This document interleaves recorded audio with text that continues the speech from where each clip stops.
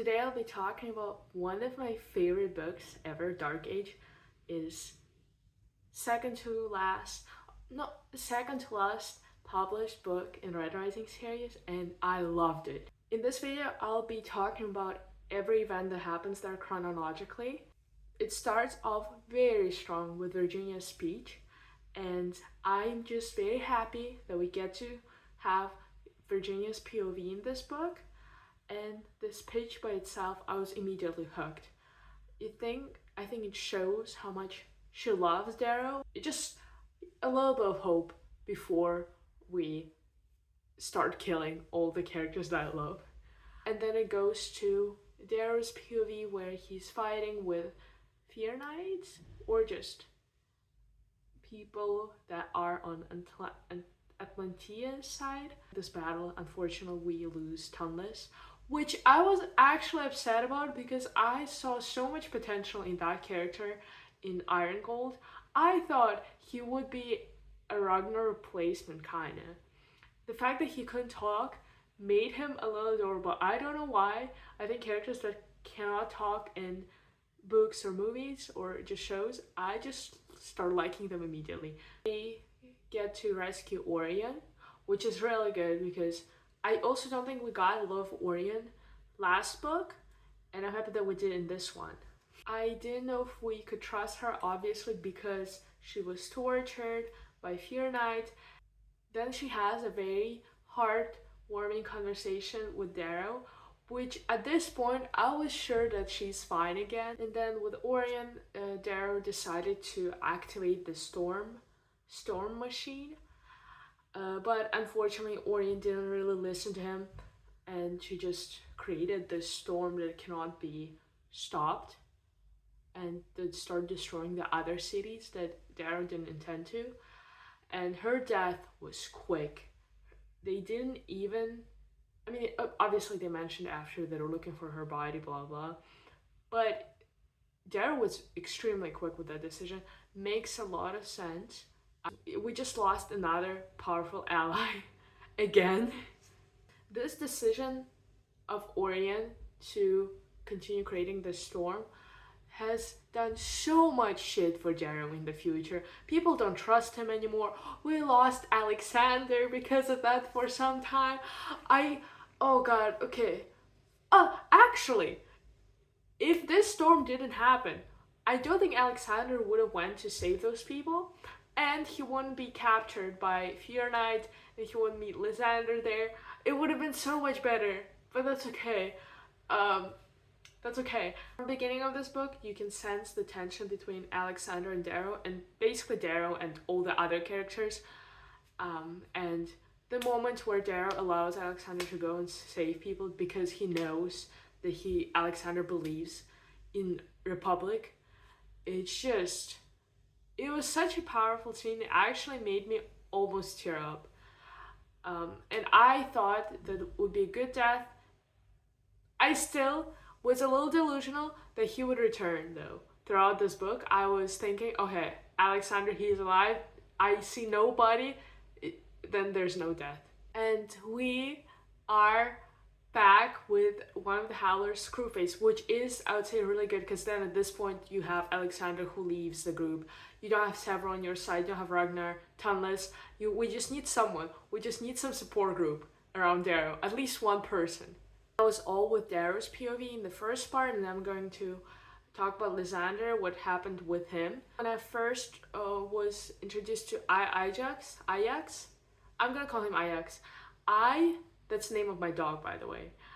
But I thought that he would be a loyal and good character. Sure, he is a little violent, strong, but I genuinely thought that him and Lysander would be a good couple. Just a couple of friends, a couple of brothers. I'm just realizing right now I made so many wrong predictions while reading this book. I dislike Serafina, and I think she's one of the Romeo's kids that I just actively disliked in the last book as well. I really like her brother, Diomedes, but her no. We see that they're planning to do Iron Rain, and Lysander is not super happy about it, but he's also kind of not excited. but he's not dreading the war. And then it's very interesting to see his perspective on some things, because you can sense like a little racism here and there while he was in during the Iron Reign, when he was looking at the cities, looking at the buildings.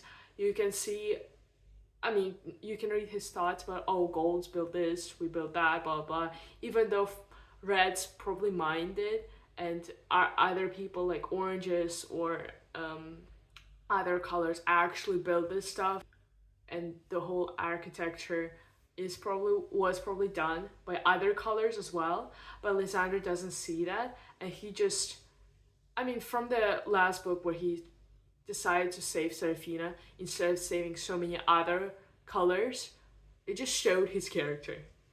Lysander personality reminds me of Pax's personality a little bit. I think young Pax and young Lysander are a little alike, but obviously one is racist, one is not. And in this part, I get, oh, it was so cool when you see Lysander POV of Darrow going at them, and Howlers too, like fighting them, and it was just very brutal. And then from Darrow's POV, it's just two sentences, oh, we brushed off a light resistance here and there. I'm like, whoa. And that was one thing, okay, that's not one thing, but one of the things I like about having different POVs, you can see at your characters that you didn't, you can see Darrow basically, you can see Darrow from other people's perspective, and it just looks so cool. It's just so well described as well. Part 2, I think, starts with Virginia, and I really enjoyed this political part that she had and what she was doing. She's definitely the smartest character in Red Rising series, in my opinion. Earlier, before Dark Age, I would say that I'm the #1 Victor fan, and no one else is getting even close to her level. But I have to say, after reading this book, Mustang and Victor are like on the same level as me, just because Victor made some dumb decisions as well, but it's okay. We forgive her. I don't know how I feel about them having a chair that you can use to see someone else's memories and then obviously erase them. I usually don't really fuck with that kind of technology in books, but we'll see where it's gonna go. The conversation between Severo and Virginia also was so well done. It was very tense. I was hoping that Severo would still join Virginia's side, and it was just a little heartbreaking to see the small family kind of like falling apart a little bit, just because we have like Severo arguing with Darrow in the previous book, and Virginia arguing with Darrow, and then in this book they're all kind of by themselves. I really like how Virginia made sure that Severo wasn't betraying his wife. Dancer, starting Iron Gold, to be fair, I've never had strong feelings towards Dancer, but I think starting from Iron Gold, I just started kind of actively dislike him.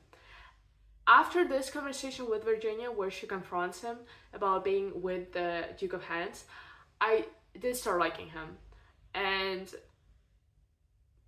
not for a long time, obviously, but I thought it was very cool. I love Daxo. I mean, I love all the Telemanuses people that we have. All the characters are so loyal and so nice, but Daxo was definitely one of my favorites, especially because of this book. He is such a good ally to Virginia and good friend to her, and you just know that he's not going to betray her at all, even though he could. He's very smart. I would say he's probably, okay, he's not, if we're talking about all the people who were alive at that time during Dark Age, he definitely would be second, in my opinion. And going into this voting thing, I was hopeful. I knew that something bad would happen, because whenever you think that things are going great, something always messes it up. I just didn't think it was gonna be that bad. We lost Dancer, we lost Daxo, and Virginia was like getting fucked. It was so bad. It was so sad. I think after reading this chapter, I had to put it down. And I couldn't like read it for the next few hours because I was very devastated with the whole situation. I was so scared for her. I hate Lilith. I hate that woman with my whole heart. I think there's not a lot of villains in Red Rising that I absolutely despise, but Lilith has to be one of them. We have this whole thing with obsidians from Abraham's perspective, which is I think the weakest part of the book for me personally, it's not bad. I was just invested in other parts of the story a little bit more. But I'm just glad that Pax and Electra are not being tortured and uh, just beaten to death. And even though I did say that Sephi, I don't really see her as a strong ally for Darrow, but she's definitely not a monster. So when Pax mentioned I forgot Asomani, I didn't really pay that much attention to it. You know how in part one ends with Thraxa saying to Darrow, "Oh, we won." But it wasn't really a win after all. They lost so many people. They don't really have supplies. They don't have help coming towards them. One thing I do like, and I think it was so adorable that Darrow believed and trusted his wife, which to be fair, he had rights to it, and he was right, because Virginia, if it wasn't for Lilith, help would have been there for sure. But it just Lilith fucked it up so hard. I hate her. I hate her ass. Then you have this whole small adventure with Lysander and him trying to survive and go through the desert. At one point, he is by himself completely, but then he defeats the people that Ajax sent to kill him. Uh, and I thought it was cool. But at this point, I think I liked Lysander in the previous book. I thought his part was the most interesting part of Iron Gold. But slowly but surely, I started disliking him in this book more and more. And at this point, I just hope he would die, even though I knew he wouldn't. I knew, however, that okay, I didn't know that. I just hoped that Alexandra would be alive, and I was super happy to see him. What is happening with Virginia, she's being tortured, they're trying to get her memories, to get the codes and stuff, but she is super smart and she doesn't let them do that. At the same time, they captured Severo and some other Howlers, which I am extremely happy that Clown and Pebble? Is that her name? I'm just happy they're alive, but I'm scared for them. I think one of them has to die next book. One of the unexpected things is just the clone, the Abomination, the clone of Jackal. And it's so interesting that they did mention in Morningstar that he has a backup plan for all of the situations. I just didn't think that his backup plan would be cloning himself. And his relationship with Lilith is a little weird because she is like a mother to him. She gave birth to him, but at the same time, she was his lover and the lover of the original clone, not original clone, original guy. And in this scenario, I think she still kind of likes him, and it just feels very wrong because like combination of grooming, incest, pedophilia, weird. But I also like that there's like a huge difference. Okay, not actually huge difference between Jackal original and the copy. The fact that Lilith didn't let him have some memories that were super important for his development as well is definitely gonna be big. I think it's good for us. It was so heartbreaking to see that Virginia had to abandon Severo and others. She had to. There's no way she could have like went back and then like save all of them and then survive and escape the place. There's no way she could have done that, but I felt so bad. I felt so bad for her. And then I think, God, it's a little chaotic. Then we have this whole Obsidian thing with Abraham and you know how whenever I read his name, I read it as a Vorlesung, but his name is Fa, and we have that whole thing going on with Obsidians, that he killed the...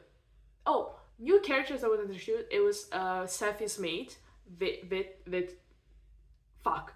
I want to say Victor, but that's not his name. Anyway, I like him. I liked him a little more at the beginning, and then I slowly started liking him less and less because I think he was a little... he had some issues. I really liked his like lover, Freiland, something like that. I just really enjoyed her. And also, I completely forgot about Lyria.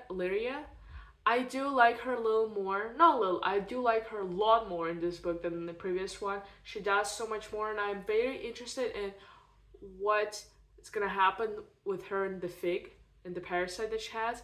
I also glad that we have more Volga, but and I hope we're gonna get Volga's POV next book.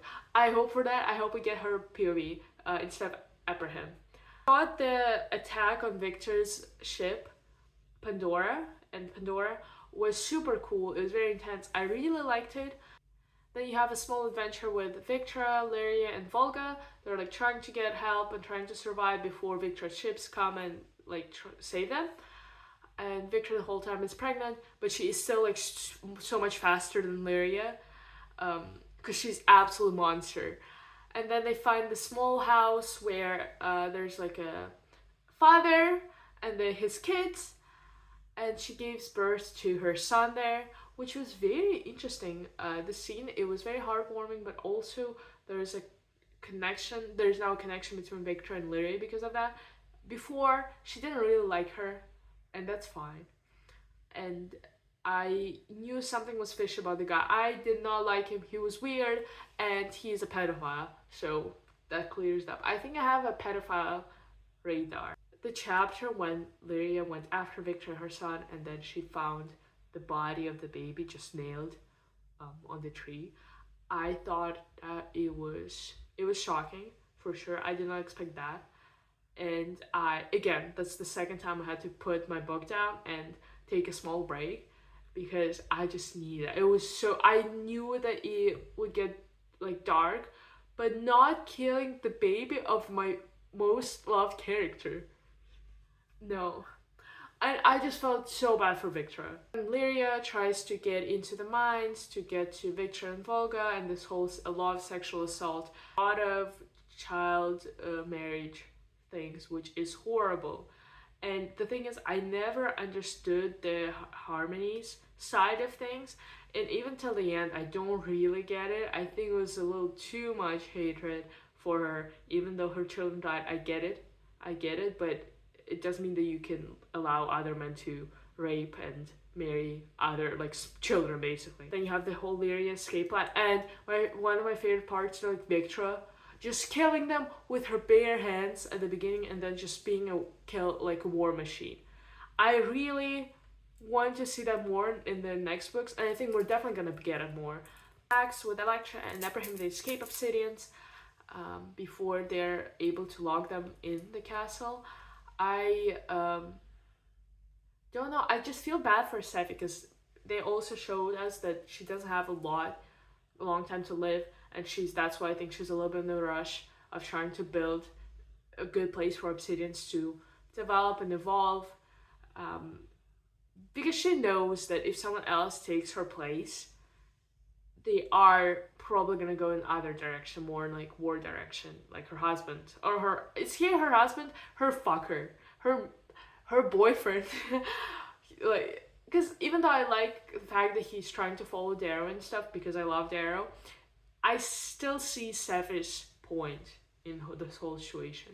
And they reveal to us that Volga is daughter of Ragnar. They use his sperm to make her. So Sephi is an aunt. Alexander escaping with some of his soldiers and Lysander.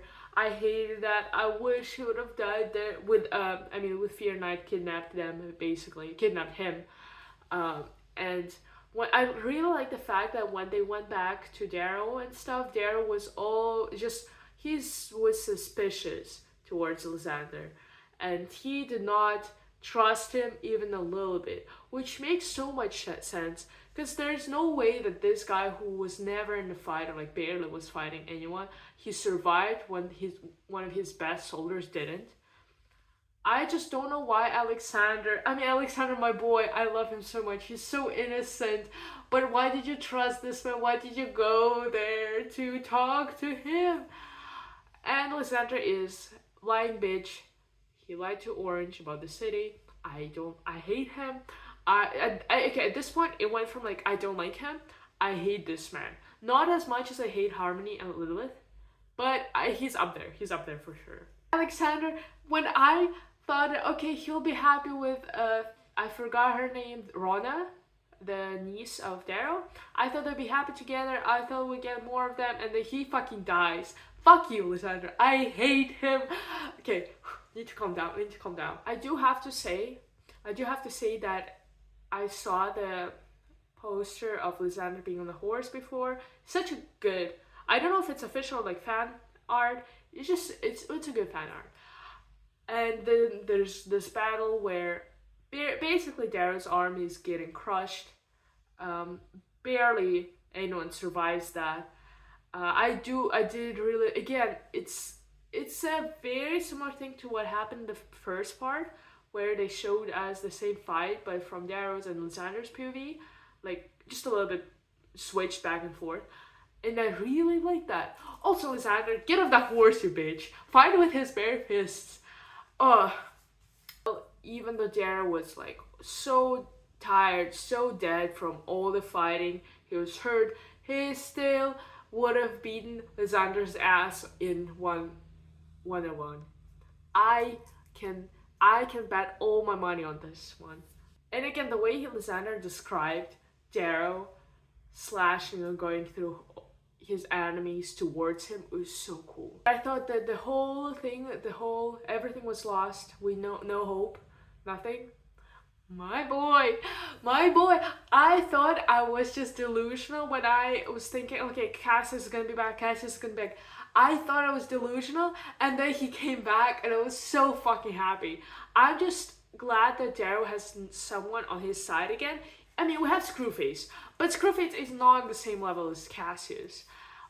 Yes, just it. That's it.